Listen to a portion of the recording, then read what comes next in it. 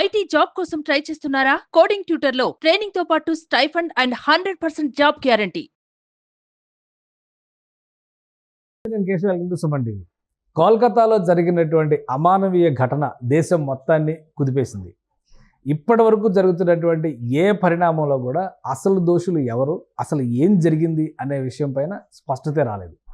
CBI కోర్టుల ఆదేశాలతో involve అయింది. సుప్రీంకోర్టు సుమోటో పేరుతో నేరుగా ఈ కేసును పర్యవేక్షిస్తోంది. దోషులను పట్టుకోవడానికి ఇంకా ఎంత సమయం కావాలి? అనుసరిస్తున్నటువంటి విచారణ విధానాలు సరైనవేనా? ఈ అంశంపైన విశ్లేషణ చూద్దాం. మనతో పాటు మాజీ పోలీస్ అధికారి సర్వేశ్వర్ రెడ్డి గారు, అడ్వకేటు, సో రెండింటిపైన అవగాహన ఉన్నటువంటి అనుభవజ్ఞులు ఉన్నారు. సర్వేశ్వర్ రెడ్డి గారు నమస్కారం. నమస్తే. ఈ కేసులో దేశమంతా ఒక అటెన్షన్ ఉంది. ఏం జరిగింది, దేని తర్వాత జరిగింది అనేది అసలు స్పష్టత రావట్లేదు. రోజుకొక మలుపు, ఇదంతా కేవలం ప్రచారం అని ఒక పక్క నుంచి కొట్టేస్తున్నారు. అసలు ఏంటి కోల్కతా ఇన్సిడెంట్ మీద జరిగిన తర్వాత, ఒక ఇన్సిడెంట్ అయితే జరిగింది, దట్స్ ట్రూ. సో దాని తర్వాత జరిగినటువంటి ప్రాసెస్ సరైన పద్ధతిలో జరిగిందా? మీ అభిప్రాయం ఏంటి? ఇప్పుడు దేశం అంతా అటెన్షన్ ఉంది, ఏమైతుందనే టెన్షన్ కూడా ఉంది ప్రజల్లో. అవును, ఒక దిక్కు అటెన్షన్, రెండో సైడ్ టెన్షన్. అవును, అసలు పోలీసులు డిటైన్ చేస్తారా చేయరా అనేటువంటి ఒక మీమాంస కూడా బయలుదేరి. అవును. ఇప్పటివరకు మీరు అన్నట్లు సుప్రీంకోర్టు సుమోటో తీసుకున్నది. సుమోటో తీసుకొని సిబిఐకి ఇచ్చింది. సిబిఐ అంటే స్పెషల్ ఆర్గనైజేషన్, తక్కువ కేసులు ఉంటాయి. లోకల్ పోలీసుకు పొద్దున్న సాయంత్రం 20 కేసులు ఉంటాయి. సిబిఐకి ఒక కేసు ఉంటే సంవత్సరం చేస్తారు, డిటెక్ట్ చేస్తారు, అది చేస్తారు తప్ప ఇన్ డెప్త్గా పోతారు. సైంటిఫిక్ కేసు పెడతారు, ఇన్వెస్టిగేషన్ అన్ని ప్రతిదీ కూడా తీక్షణ చూడడానికి ఛాన్సెస్ ఉంటాయి. ఇప్పుడు ఈ కేసు ఈ మెడికల్ కాలేజ్లో అమ్మాయి 36 hours వర్క్ చేసిన తర్వాత షీ వాజ్ టేకింగ్ రెస్ట్ తీసుకున్న వల్ల జరిగింది నైట్కు. అక్కడ ఏం జరిగింది అనేది ఎవరికి తెలియదు. వాళ్ళ డాక్టర్ వాళ్ళ ఇంటిమేట్ చనిపోయినాక ఫస్ట్ ఆ సూపరింటెండెంట్, హాస్పిటల్ సూపరింటెండెంట్ వాళ్ళ పేరెంట్స్ ఫోన్ చేస్తాడు. పాప కింద పడదు ఎవరు చెప్తాడు. కొద్దిసేపు అయిన తర్వాత సూసైడ్ చేసుకుంటాడు. వాళ్ళ కొద్దిసేపు చనిపోయిందని చెప్తాడు. అవన్నీ 3 రకాల ఇన్ఫర్మేషన్ ఇచ్చేందుకు వాళ్ళకి బేసిక్ డౌట్ వచ్చి చూస్తే అమ్మాయి చచ్చిపడి ఆ రక్తసిక్తమైన పడుగులో పడింది. కళ్ళులో రక్తం వస్తుంది, హెడ్ ఇంజరీస్, భుజానికి గాయాలు, కాళ్ళు ఇరిగినాయి. ఇవన్నీ బ్రూటల్గా మర్డర్ చేసిండు. ఇన్హ్యూమన్, మానవ మృగాలు మర్డర్ చేసిండు.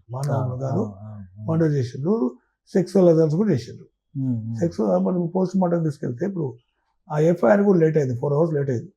ఆలోచించి అక్కడికి చేసిండు. మరి డెడ్ బాడీ కూడా హ్యాండ్ ఓవర్ చేయడం ఫస్ట్ అరిగా చేయించినది వాళ్ళొక పోలీసు ఒక అలిగేషన్. జనరల్ పోలీసు ఏం చేస్తామంటే వైలెన్స్ క్రియేట్ అయిన సందర్భాన్ని పట్టుకొని సపోర్ట్ చేపిస్తున్నారు. అట్లాంటి పోలీసుని సపోర్ట్ చేయడం కాదు. కానీ అంటే మీరు మీ అనుభవంలో చాలా కేసులు చూశారు, చాలా కేసులో పరిశోధనలో విచారణలో ఇన్వాల్వ్ అయి ఉన్నారు. ఇది పర్టికులర్గా ఏంటంటే మొదటి రోజు వచ్చినప్పుడే చాలా ఇన్ఫర్మేషన్ బయటకు వచ్చింది.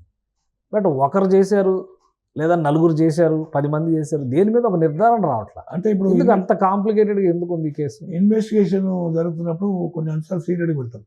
ఆ సీక్రెట్లే డౌట్ వస్తాయి.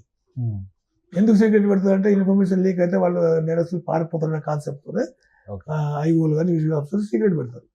అవి బయట చూస్తారు కదా, అరే పోలీసు వాళ్ళు చెప్తారు, మొత్తం తెలుసు చెప్తారు, ఏమైంది వాళ్ళు ఇన్ఫ్లుయెన్స్ చేసారు, వీళ్ళు ఇన్ఫ్లుయెన్స్ చేసిండొచ్చు. కానీ కేసుని దెబ్బతో పట్టించలేదు కదా. ఇప్పుడు మెడికల్ రిపోర్ట్స్ ఉన్నాయి, అక్కడ ఫోరెన్సిక్ రిపోర్ట్స్ ఉన్నాయి. తర్వాత వీళ్ళు సీన్ అంతా డిస్టర్బ్ చేసిండు, క్లీన్ చేసిండు. అసలు ఈ సంజయ్ రాయ్ అంటోడు వీడు కూడా ఫస్ట్ ఐడెంటిఫై చేయాలి. వీడు బ్లూటూత్ పెట్టుకున్నాడు, బయట పోయేటప్పుడు సీసీ కెమెరా రికార్డ్ అయింది ఆ టైంలో. ఆయన పట్టుకొని వేసి అడ్మిట్ అయిన ఫ్యాక్ట్ వాడు కూడా కాదు, వాడు ఫర్దర్ చెప్పలేడు అనేది ఒక కాన్సెప్ట్ చెప్పి ఉంటాడు. నాకు తెలిసి చెప్పి ఉంటాడు. అందరిని పట్టుకున్న తర్వాతనే ఇది చేయాలనే కాన్సెప్ట్ తో సిబిఐ వెయిట్ చేస్తుంటుంది. తర్వాత సుప్రీంకోర్టు కూడా సూపర్వైజ్ చేస్తుంది కదా, సబ్మిట్ రిపోర్ట్ సుప్రీంకోర్టు ఆల్సో. ఇవన్నీ ఉన్నాయి, కోర్టు పర్యవేక్షణ ఉంది, తర్వాత ఎక్స్పర్ట్స్ ఉన్నారు, పొలిటికల్ ప్రెజర్స్ ఉన్నాయి, ప్రెజర్ గ్రూప్స్ ఉన్నాయి, మెడికల్ కాలేజీలు అమ్మాయిలంతా గందరగోళం ఉంది. అంటే ఓవరాల్గా అసలు దేశవ్యాప్తంగా ఈ ఇన్సిడెంట్ జరిగిన తర్వాత వర్క్ ప్లేసెస్లో ముఖ్యంగా డాక్టర్స్కి సంబంధించి, జూనియర్ డాక్టర్కి సంబంధించి సెక్యూరిటీ విషయంలో కూడా సుప్రీంకోర్టు ఒక కమిటీ అపాయింట్ చేసింది. సో వాళ్ళ పని వాళ్ళు చేస్తున్నారు. ఒక 3 వారాలు వాళ్ళకి టైం ఇచ్చారు. ఆ సమయంలోపు నివేదికని సమర్పిస్తారు. కానీ కేసు పరిశోధన విషయంలో మాత్రం ఒకవైపు లై డిటెక్టర్ టెస్ట్లు అంటున్నారు, అవును, ఇంకోవైపు ఏమో ఇతను చెప్తున్న దానిలో కన్ఫ్యూజన్ ఎక్కువ ఉంది. అన్నిటికీ మించి మాజీ ప్రిన్సిపల్ వ్యవహార శైలి. అసలు ఏంటి మాజీ ప్రిన్సిపల్ రోల్ ఈ కేసు? సందీప్ ఘోష్ అనే మాజీ ప్రిన్సిపల్. అతనికి ఏమంటే ఈ మాఫియా గ్యాంగ్తో సంబంధాలు అనేది ఒక వాదన. ఎందుకంటే అక్కడ వచ్చే మెటీరియల్ అంతా అమ్ముకోవడం, సిరింజీలు అమ్ముకోవడము, మెడిసిన్స్ అమ్ముకోవడము, రకరకాలు ఒక సిరింజీ 10 మందికి వాడడము, ఇవన్నీ చేసి అమ్ముకొని ఆయన ట్రాన్స్ఫర్ అయితే కూడా మళ్ళీ తీసుకొని ఆడుకొస్తారు. అంటే పొలిటికల్ బ్యాక్గ్రౌండ్ ఉన్నట్లు ఒక అవగాహన అయితే వచ్చింది పబ్లిక్. ఆ సందీప్కి వచ్చిన బేసిక్ డౌట్ ఉంది. ఇప్పుడు polygraph test, lie detector test చేసినప్పుడు లై డిటెక్టర్ టెస్ట్ ఏం జరుగుతుందంటే ట్రాన్స్ఫర్ తీసుకెళ్ళి అడుగుతారు. ట్రాన్స్ఫర్ తీసుకెళ్ళాలంటే మన ఈ మత్తు మందులతోనే ఇది వేరే కాదు. ఆయిల్ నోటీస్ అని చెప్తారే ఒక కాన్సెప్ట్ ఉంటుంది కదా, అట్లా ఈ కొన్ని వాస్తవాలు బయటకు వస్తారు అవన్నీ కాదు. కానీ కొంతమంది హార్డ్ కోర్ క్రిమినల్స్ ఉంటారు, దాంట్లో కూడా బయటపడరు. హార్డ్ కోర్ ఉంటారు కదా, బయటపడరు. అందు గురించి వాళ్ళు శతవిధాల పైన చేస్తూ డిటెక్ట్ అవుతుంది. కాకపోతే ఇట్ టేక్స్ టైం. ఆగస్ట్ 8 అయింది. ఈ రోజు ఎంత 22, 15 రోజులు 16 రోజులు అవుతుంది. కావచ్చు డిటెక్ట్ అయితే డిటెక్ట్ కాదు. ఆల్రెడీ మీరు రిమాండ్ చేసిండ్రు, కష్టాలు తీసుకున్నారు, పాలిగ్రాఫ్ టెస్ట్ పెట్టిండ్రు, లై డిటెక్టర్ చేసిండ్రు, సీన్ ఎగ్జామ్ చేసిండ్రు, ఫిజికల్ క్లూస్ కలెక్ట్ చేసిండ్రు, forensic report తెచ్చిండ్రు, postmortem report తెచ్చిండ్రు.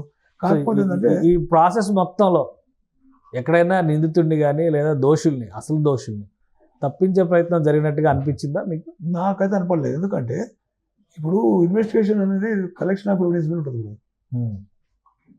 Primary evidence, secondary evidence ఉంటుంది. ప్రైమరీ ఎవిడెన్స్ ప్రకారం సీన్లు ఎగ్జామ్ చేస్తారు, సీన్లు ఏం తర్వాత చూసుకోవాలి, కనెక్టివిటీ ఇస్తారు. తర్వాత పోస్ట్ మార్టం రిపోర్ట్ కూడా బెస్ట్ రూట్ కాదు. ఎంఐకి అదే యూటరస్లో స్పెర్మ్ ప్రజెన్స్ ఉందని చెప్తున్నారు, యూజ్ లెవెల్ ఉంది అంటున్నారు. అంటే మోర్ దెన్ 3 to 4% సినిమాలో వేయాలి. ఒక్క నుంచి కాదు, ఇద్దరు నుంచి కాదు. ఆమె ఊన్స్ బట్టి కానీ, ఆ పొజిషన్స్ బట్టి కానీ, ఇంజరీస్ బట్టి కానీ, మెడికల్ రిపోర్ట్ బట్టి కానీ, పోస్ట్ మార్టం రిపోర్ట్ కానీ ఒకరిద్దరు కాదు, మోర్ దెన్ 4 to 5 people ఉంటారు. మరి ఎంత దారుణంగా, ఎంత అమానవీయంగా, ఎంత నికృష్టెడ్ ఫెస్ట్ ఆఫ్ ఫెలోస్ చేసిందనేది ఒకసారి ఊహించుకుంటే వాళ్ళు దళదలిసిపోతుంది.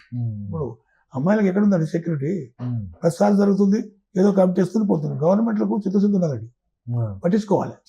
ఇప్పుడు ఒక టాస్క్ ఫోర్స్ అంటే లోకల్ గవర్నమెంట్ చాలా స్ట్రాంగ్, ఉమెన్ చీఫ్ మినిస్టర్, ఆవిడే హెల్త్ మినిస్టర్, ఆవిడే హోమ్ మినిస్టర్, కాబట్టి పక్కగా న్యాయం జరుగుద్ది అనుకునే పరిస్థితి లేదు అనేటువంటి అభిప్రాయం వైపు వస్తుంది. ఇప్పుడు వెస్ట్ బెంగాల్ సర్కమ్స్టెన్సెస్ డిఫరెంట్ ఉంటుంది. పవర్ పాలిటిక్స్ ఎప్పుడున్నారు, పవర్ పాలిటిక్స్ అగ్రెసివ్ చేస్తుంటారు. ఇంట్రూడర్స్ బంగ్లాదేశ్ వచ్చి తీసుకుంటారు, వాళ్ళకు ఆధార్ కార్డులు ఇప్పిస్తారు.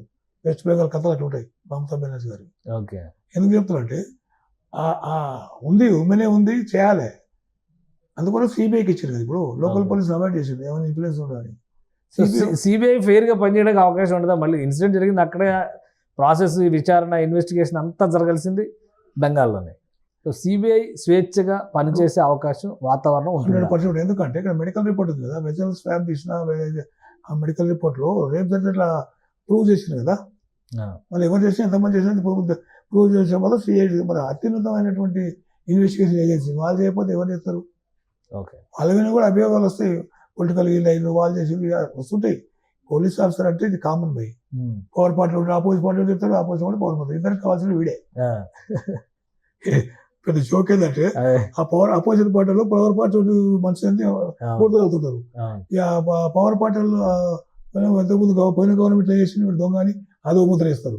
ఈ పోలీస్ యూనిఫామ్ వేసుకున్న, ఎందుకంటే ఇది అటానమస్ బాడీ కాదు, పోలీస్ డిపార్ట్మెంట్ అనేది. వాళ్ళకి సరెండర్ అయి పని చేయాల్సి వస్తుంది. సరెండర్ కాకుండా రకరకాల తల వంచకుండా ఒత్తిళ్ళు అయితే ఒత్తిళ్ళు ఎదుర్కోవాల్సి వస్తే ఆర్టిఫిషియల్స్ అయితే చేస్తుంటారు.